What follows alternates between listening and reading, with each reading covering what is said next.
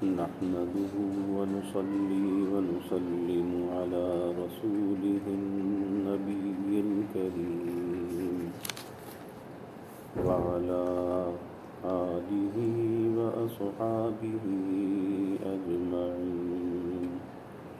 اللهم صل على سيدنا ومولانا محمد وعلى آل سيدنا ومولانا محمد وبارك وسلم صلاة وسلاما كثيرا كثيرا. توفیق الہی اپنے مرشد پاک کی برکت سے حکیم الامت مجدد الملت حضرت تھانوی رحمۃ اللہ علیہ کے مواعظ کا سلسلہ چل رہا ہے. رمضان فی رمضان کے نام سے حضرت کا یہ وعظ چل رہا ہے، جس میں طلب پر بات چل رہی تھی کہ ایک ہندو جوگی تھا جسے طلب ہوئی کہ اللہ کی زیارت ہو جائے، اور اس طلب میں مختلف جوگیوں کے پاس جاتا رہا، بالآخر مسلمان ہو گیا. اسے یہی کہا گیا کہ بھائی اصل زیارت تو اللہ کی آخرت میں جا کر ہوگی، دنیا میں تو ہو نہیں سکتی. لیکن اس کی طلب جو تھی اسے کہاں سے کہاں لے آئی. تو اس پر بات چل رہی تھی صاحبو، طلب عجیب چیز ہے. واقعی اگر اس نے خدا کو نہیں دیکھا تو اس طلب کا نتیجہ اتنا تو ہوا کہ اس وقت خدا کے دیکھنے کے قابل تو ہو گیا، یعنی مسلمان ہو گیا. طلب تو وہ چیز ہے کہ مطلوب کو دروازے پر حاضر کر دیتی ہے. پھر طالب کو مطلوب کے دروازے پر حاضر کر دینا تو کچھ بھی مشکل نہیں. یہ وہ مضمون ہے جس سے حضرت صدیق اکبر رضی اللہ تعالی عنہ نے ایک اعتراض کا جواب دیا تھا. کیوں کر اس طرح کے معراج شریف کے قصے میں کفار حضرت صدیق اکبر رضی اللہ عنہ کے پاس آئے اور انہیں اطلاع دی کہ تم نے سنا بھی، تمہارے دوست نے ایک اور بھی دعویٰ منکر کیا ہے کہ مجھے آسمان پر بلایا گیا تھا. مکہ مکرمہ میں جب معراج ہوئی، مجھے آسمان پر بلایا گیا تھا، مجھے معراج ہوئی ہے، میں سب آسمانوں بلکہ عرش تک کی سیر کر کر آیا ہوں. تم نے سنا بھی، یہ ایک اور نئی بات ہوئی ہے. اب تک تو صرف نبوت ہی کا دعویٰ تھا، یہ اس سے بھی بڑھ کر ہوئی. آپ نے فرمایا کہ بڑھ کر تو نہیں ہوئی بلکہ گھٹ کر ہے. حضرت ابو بکر صدیق رضی اللہ عنہ نے فرمایا کہ بڑھ کر تو نہیں بلکہ گھٹ کر ہے. جب میں اس کی تصدیق کر چکا ہوں کہ آسمان والے یعنی فرشتے ان کے پاس آتے ہیں، تو اگر یہ آسمان والوں کے پاس پہنچا دیے جائیں تو عجب ہی کیا ہے. جس کے یہاں بادشاہ آتا ہو اگر اس کو دربار میں بلا لے تو واللہ کچھ بھی حیرت کی بات نہیں.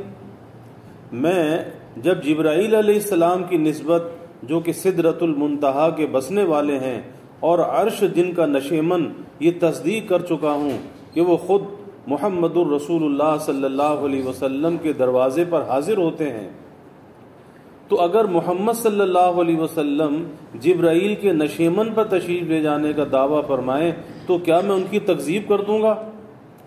تم لوگ بے وقوف ہو کہ ایسی موٹی بات میں مجھ کو دھوکہ دینے آئے ہو.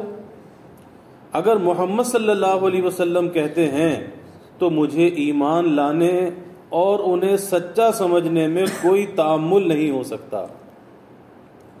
یہ وہ جواب ہے جو حضرت ابو بکر صدیق رضی اللہ تعالی عنہ نے کفار کے مقابلے میں پیش کیا تھا. غرض عشق میں یہاں تک خاصیت ہے کہ کششے کے عشق دارد نہ گزاردت بد نسیاں بجنازہ گرنے آئی بمزار خواہی آمد. اس پر ایک لطیف نکتہ بعض اہل لطائف نے بیان کیا. بعض نکتے ایسے ہوتے ہیں کہ وہ علوم تو نہیں ہوتے، محض نکتے دل خوشکن ہوتے ہیں، لیکن اگر متعید ہو نصوص سے تو ان میں بھی ایک علم کی شان پیدا ہو جاتی ہے. دعویٰ تو نہیں کیا جاتا، احتمال کا درجہ ہے، ایک محمل ہے. یہ بھی جو حدیث میں ہے کہ جب مومن کو دفن کر دیا جاتا ہے تو اس کے پاس فرشتے آ کر 3 سوال کرتے ہیں. ان میں سے ایک سوال یہ بھی ہوتا ہے کہ یہ بزرگ، یہ شخصیت کون ہے؟ وہ کہتا ہے کہ یہ محمد صلی اللہ علیہ وسلم ہے، جو ہمارے پیغمبر ہیں، جو ہماری ہدایت کے لیے حق تعالی کے یہاں سے بینات لائے اور آیات لائے. یہ ہے مضمون حدیث کا. یہاں یہ سوال کیا گیا ہے کہ ھذا محسوس باشارہ حسیہ کے لیے ہے. وہاں قبر میں حضور صلی اللہ علیہ وسلم کہاں ہوں گے؟ جو ما تقول فی ھذہ الرجل، تو ھذا جو ہے تو یہ اس پر حضرت نے فرمایا کہ ھذا محسوس باشارہ حسیہ کے لیے ہے. وہاں قبر میں حضور صلی اللہ علیہ وسلم کہاں ہوں گے، جو ھذا سے پوچھا جائے گا کہ یہ بزرگ کون ہے. تو جمہور نے اس کا یہ جواب دیا کہ ہر مومن کے ذہن میں اس وقت حضور صلی اللہ علیہ وسلم حاضر ہوں گے. علم ضروری کے طور پر حق تعالی کی تائید سے اس کی یہ صورت ہوگی کہ مومن کے قلب میں اس وقت علم ضروری کے طور پر یہ ہوگا کہ رسول اللہ صلی اللہ علیہ وسلم کی نسبت پوچھ رہے ہیں. یہ جواب بالکل کافی ہے. لیکن بعض اہل لطائف اس طرف بھی گئے ہیں. یہ تھا تو احتمال کے درجے میں، مگر عشاق نے محقق کر لیا ہے شوق میں، تو اس کا دعویٰ تو نہیں کیا جا سکتا. ہاں، تمنا اور شوق کے درجے میں کیا حرج ہے اگر اس امید سے متلذذ ہو. وہ کہتے ہیں کہ یہ کیوں نہ کہہ دیا جائے کہ اس کے اور رسول اللہ صلی اللہ علیہ وسلم کے درمیان جتنے حجاب ہیں وہ سب اٹھا دیے جائیں گے اور حضور صلی اللہ علیہ وسلم جلوہ نما ہوں گے. اب چونکہ یہ شخص مشرف بزیارت ہے اور پہچانتا ہے کہ یہ آپ ہیں، یعنی آپ صلی اللہ علیہ وسلم، اس لیے فرشتوں کے سوال کا جواب آسانی کے ساتھ دے رہا ہے. اور یہ رفع حجاب جو ہے اس میں بھی 2 احتمال ہیں. ایک تو یہ کہ حضور صلی اللہ علیہ وسلم اپنی جگہ پر رہے اور یہ اپنی جگہ پر رہے اور درمیان کے حجاب اٹھ جائیں، درمیان کا فاصلہ حجاب ختم کر دیے جائیں. اور ایک یہ کہ حضور صلی اللہ علیہ وسلم ہی کرم فرمائیں. بعض عشاق شدت شوق میں اس طرف چلے گئے کہ حضور صلی اللہ علیہ وسلم خود مومن کی قبر میں تشریف لائیں گے. اور بعض عشاق نے یہ بھی کہا کہ اگر موت کی تمنا اللہ و رسول صلی اللہ علیہ وسلم کی زیارت کے شوق میں کرے تو جائز ہے، کچھ حرج نہیں. شوقاً الی لقاء اللہ، تو تمنا موت کی جائز ہے ہی. شوقاً الی لقاء رسول اللہ صلی اللہ علیہ وسلم بھی تمنا موت کی جائز ہے. استاذی حضرت مولانا محمد یعقوب صاحب نانوتوی رحمۃ اللہ علیہ بہت زندہ دل تھے. ان پر شوق کی حالت غالب تھی. صاحب حال بزرگ تھے. اس حدیث کے متعلق کسی طالب علم نے سوال کیا تھا کہ قبر میں جو رسول اللہ صلی اللہ علیہ وسلم کی زیارت مشہور ہے، اس کی اصل کیا ہے؟ یہ سن کر مولانا پر حالت طاری ہو گئی اور یہ شعر پڑھا: کشیشے کے عشق دارد نہ گزاردت بد نسیاں بجنازہ گر نیائی بمزار خواہی آمد.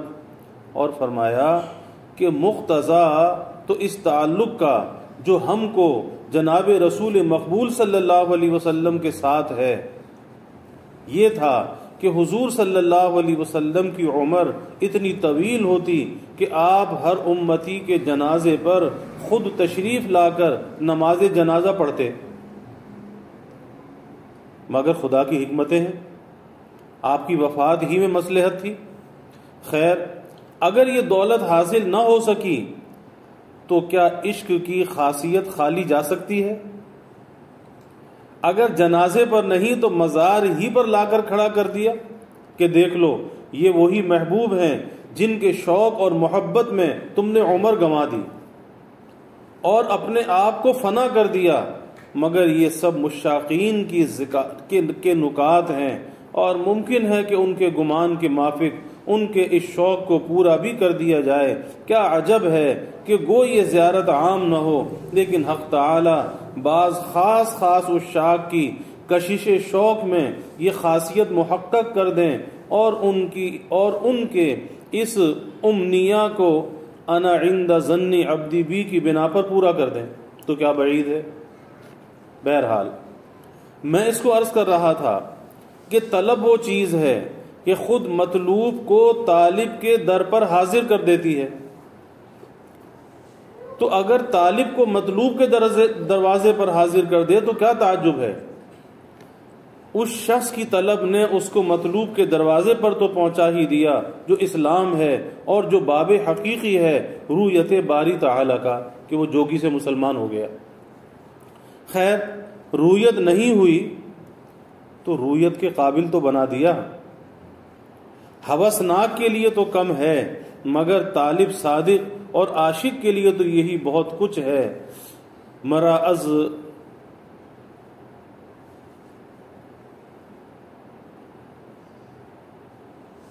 از زلف توئے موئے بندست، ہوس راہ مدہ بوئے بندست، کہ مجھے آپ کی زلف کی خوشبو کافی ہے، اس سے زیادہ کی ہوس مجھے نہیں۔ یہ شعر شیخ عبدالحق محدث دہلوی رحمۃ اللہ علیہ نے ایک موقع پر لکھا ہے۔ اللہ اکبر، کیا موقع پر لکھتے ہیں؟ انہوں نے ایک حدیث نقل کی ہے کہ حضرت رسول اکرم صلی اللہ علیہ وسلم کے بال ایک صحابی نے تراشے، پھر آپ کے حکم سے وہ سب لوگوں کو تقسیم کر دیے۔ اس حدیث کے نقل کرنے کے بعد شیخ لکھتے ہیں کہ بڑے خوش قسمت تھے وہ لوگ، لیکن ہم بھی بد قسمت نہیں۔ خیر اگر بال ہم تک نہیں پہنچے تو ہم کو یہ بھی کم نہیں کہ اس واقعہ کی خبر تو پہنچ گئی۔ اب یہ عشق کی بات ہے، محبت کی بات ہے، اور اس مقام پر انہوں نے یہ شعر لکھا۔ واقعی عاشق صادق کی یہی شان ہے کہ جس کو ہر چیز میں چاہے کسی درجے کی ہو اپنے محبوب ہی کا جلوہ نظر آتا ہے۔ کہتے ہیں نا، ہرچہ بینم در جہاں غیر تو نیست، یا توئے یا خوئے یا بوئے تو، کہ جو کچھ جہاں میں دیکھتا ہوں یا تو ہے یا تیری خوشبو ہے، ہر درجے پر قانے ہیں اس واسطے کہ محبوب سے کچھ تعلق تو ہے۔ ہرچہ بینم در جہاں غیر تو نیست، تو غرض شیخ کہتے ہیں کہ اگر حضور صلی اللہ علیہ وسلم کے بال ہم تک نہیں پہنچے تو خیر یہی صحیح کہ خبر تو پہنچی۔ بلا بودے اگر ہم نہ بودے، یعنی اگر محبوب کی حکایتیں بھی ہم تک نہ پہنچتی تو کیا ہوتا؟ پھر کون سی تسلی تھی عاشق کے لیے اس سے زیادہ؟ اگر ہو جائے تو عنایت ہے، ورنہ ہمارا حق تو اتنا بھی نہیں۔ یہ نہایت تواضع کی بات ہے۔ عاشق صادق کو عبدیت لازم ہے اور عبدیت کا خاصہ ہے، بلند پروازی نہیں رہتی، جو کچھ بھی عطا ہو جائے اپنی حیثیت سے زیادہ سمجھتا ہے۔ اللہ نصیب۔ اور وہ بزبان حال یا بزبان قال یہ کہتا ہے، عطائے حق محبت عنایت است زو دست، دیگر نہ عاشق مسکین بہیچ خرسندست، کہ ادائے حق کے محبت بھی حق تعالی کی عطا اور توفیق سے ہے، وگرنہ عاشق مسکین کس بات سے خوش ہے؟ یعنی اسی توفیق سے، ان کی طرف سے توفیق مل رہی ہے۔ عاشق مسکین کو تھوڑا سا بھی مل جائے تو وہ اس میں بھی راضی ہے۔ اور یہ مشرب الحمدللہ ہم نے اپنے بزرگوں سے ایک زندہ بزرگ کو دیکھ لیا، ورنہ کتابوں ہی میں پڑھے ہوتے تو یہ سمجھتے کہ لوگوں کی لطافتیں ہیں یا ذہانتیں، تو جبھی ہیں اپنے بزرگ کے اقوال کی۔ حضرت حاجی صاحب رحمۃ اللہ علیہ کو دیکھنے کے بعد اب کوئی شک نہیں رہا۔ حضرت کا بالکل یہی حال تھا۔ میں کہتا ہوں کہ جس کا نام عبدیت ہے بڑی مشکل ہے، عبدیت بڑی مشکل ہے۔ سب کمالات کا حصول آسان ہے، عبدیت ہی کا حاصل کرنا مشکل ہے۔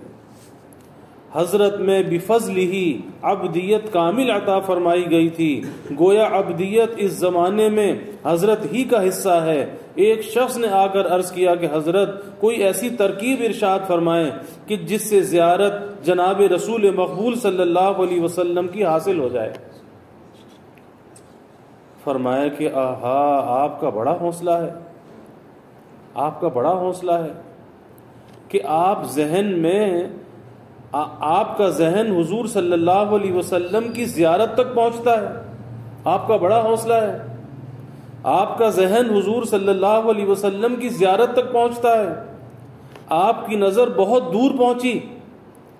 واللہ ہم تو اپنے کو حضور صلی اللہ علیہ وسلم کے گنبد شریف کی زیارت کے قابل بھی نہیں سمجھتے. اگر وہی نصیب ہو جائے تو بسا غنیمت ہے، گنبد کی زیارت نصیب ہو جائے تو بسا غنیمت ہے. اس سے آگے تو ہمارا ذہن بھی نہیں جاتا، اس سے آگے تو ہمارا ذہن بھی نہیں جاتا. آپ بڑے لوگ ہیں کہ آپ کو خود حضور صلی اللہ علیہ وسلم کی زیارت کی تمنا ہے. اللہ اکبر، کیا ٹھکانہ ہے عبدیت کا. اور یہی ہے وہ حالت جس کو حضرت حافظ رحمہ اللہ فرماتے ہیں، بخدا کے رشکم آیت زود چشم میں روشن خود کہ نظر دریغ باشد بچنی لطف روئے. کہ بخدا مجھے تو اپنی دونوں آنکھوں پر رشک آتا ہے اور دل رکتا ہے کہ ان نظروں سے محبوب کو دیکھوں. قسم کھاتے ہیں کہ میرا جی اس سے بھی جھجکتا ہے اور رکتا ہے کہ محبوب کو ان نظروں سے دیکھوں. یعنی یہ نظریں بھی اس قابل نہیں ہیں کہ محبوب کے چہرے پر ڈال سکوں. دیکھیے عاشق اس سے بھی جھجکتا ہے کہ محبوب کو آنکھ اٹھا کر دیکھے اور کوئی یہ نہ سمجھے کہ یہ تو بے عقلوں کا مذاق ہے. صحابہ سے زیادہ تو کوئی عقل مند نہ تھا. ایک صحابی سے کسی نے حضور صلی اللہ علیہ وسلم کا حلیہ مبارک پوچھا کہ آپ کا حلیہ کیسا تھا؟ تو وہ صحابی کہتے ہیں کہ ارے یہاں دیکھا تھا کس نے نظر بھر کر، کس نے دیکھا تھا نظر بھر کر جو بیان کر دوں بیٹھ کر حضور صلی اللہ علیہ وسلم کا کہ یہ حلیہ تھا.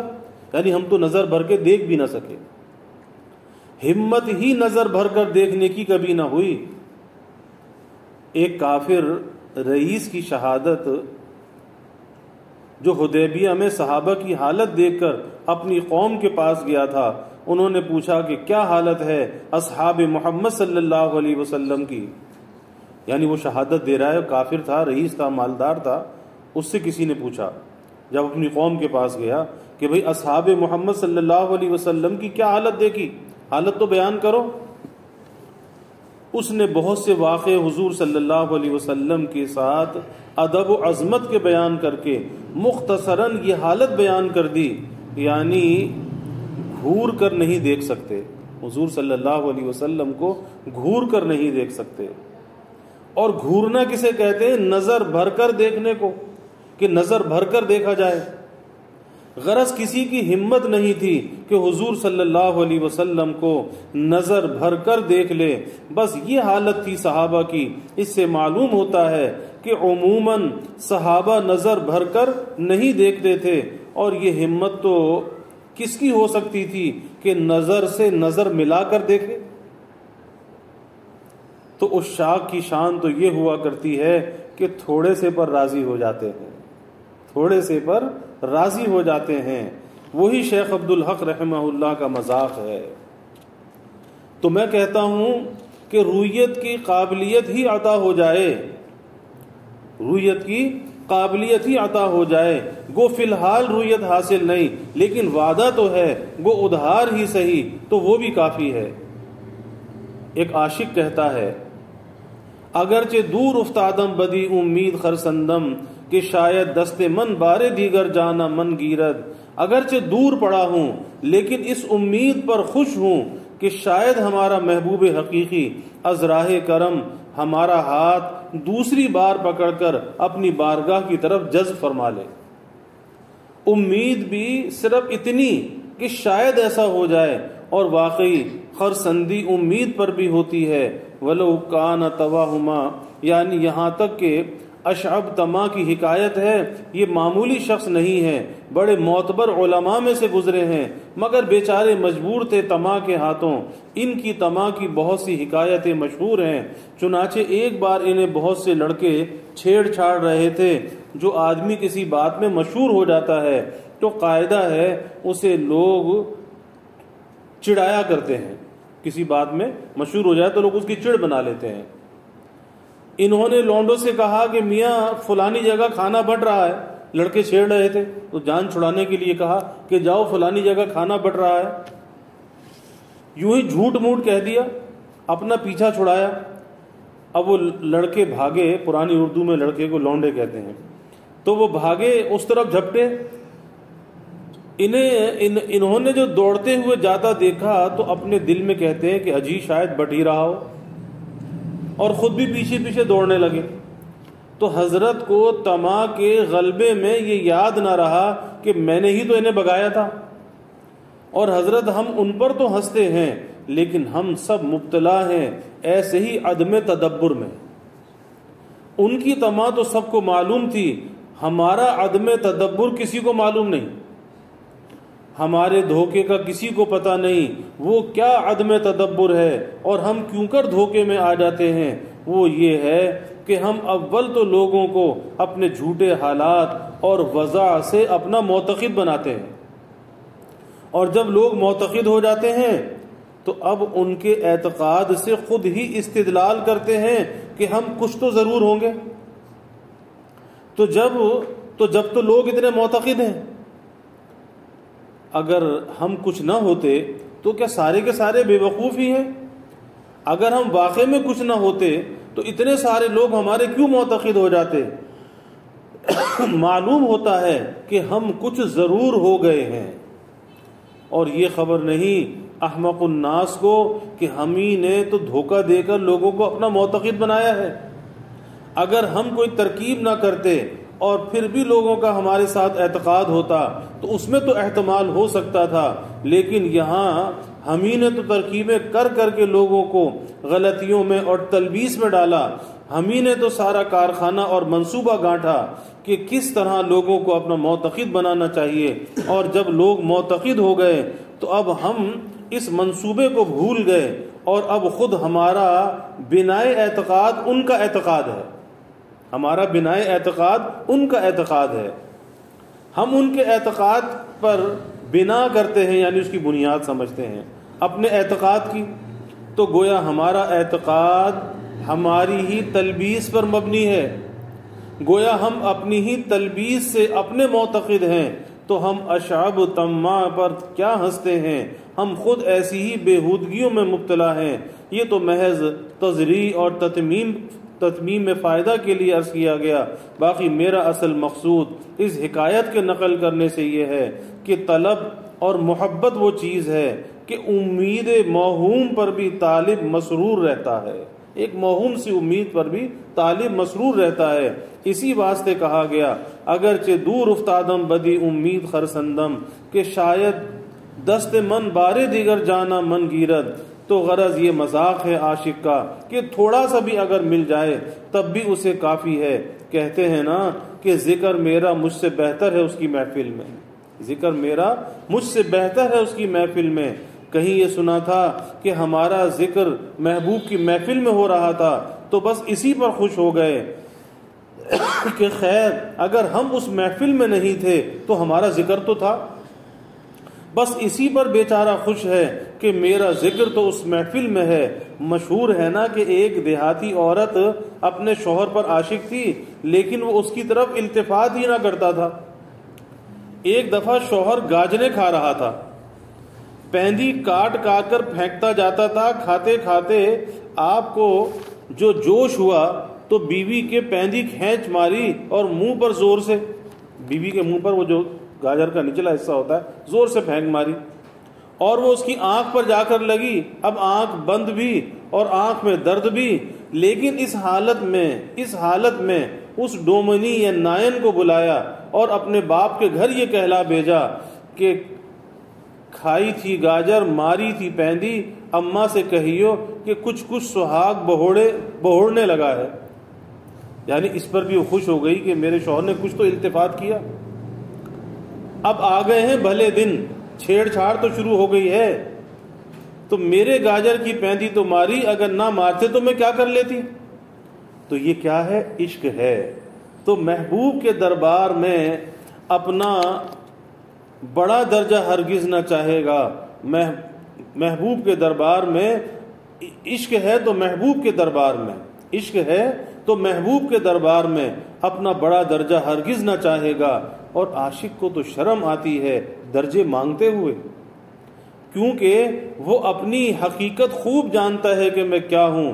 اس واسطے میں کہتا ہوں کہ یہ بھی ایک گونہ رویت ہی ہے کہ رویت کے قابل ہو جائے، اگر حقیقی رویت نہیں تو حکمی رویت تو ضرور ہے۔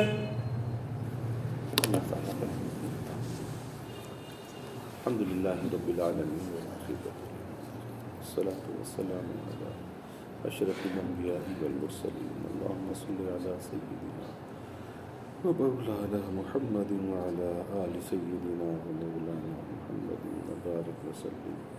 ربنا آتنا في الدنيا حسنة وفي الآخرة حسنة وقنا عذاب النار۔ ربنا أتمم لنا نورنا واغفر لنا إنك على كل شيء قدير۔ اللهم أعنا على ذكرك وشكرك وحسن عبادتك۔ اللهم أرنا الحق حقا وارزقنا اتباعه، وأرنا الباطل باطلا وارزقنا اجتنابه۔ اللهم إنا نسألك العفو والعافية والمعافاة الدائمة في الدين والدنيا والآخرة، والفوز بالجنة والنجاة من النار۔ اللهم إنا نسألك من خير ما سألك منه نبيك سيدنا محمد صلى الله عليه وسلم، ونعوذ بك من شر ما استعاذك منه نبيك سيدنا محمد صلى الله عليه وسلم، وأنت المستعان وعليك البلاغ، ولا حول ولا قوة إلا بالله۔ وجزى الله عنا محمدا صلى الله عليه وسلم عنا وأهله، وصلى الله تعالى وسلم على النبي